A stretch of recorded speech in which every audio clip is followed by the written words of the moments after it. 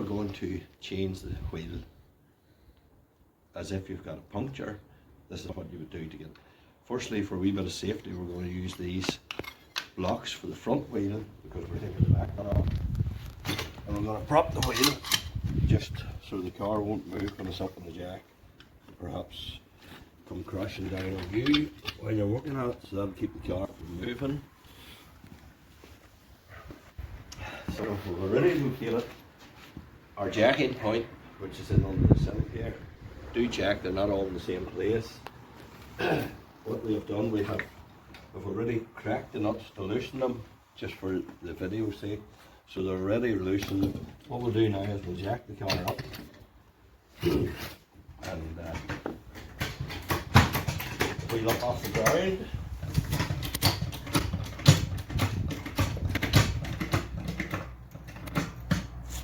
As you can see, the wheel is now up in the air. Okay, we'll take these off. Okay, and we're now taking the last of the nuts off. Obviously, it takes a moment or two, that's why we weren't showing it. And we're nearly there.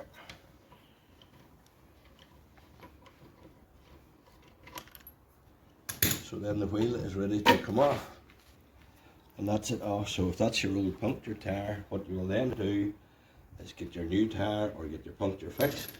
Then you'll just do this procedure back to front now and start replacing. So you get your wheel back on, start the nuts off by hand just to get them all into place. So then when you get your nuts all firm, just firm by hand, check that she's running and not wobbling about. Then just loosen your jack down so the wheel gets onto the ground gently, like so. And then give them a final tighten up.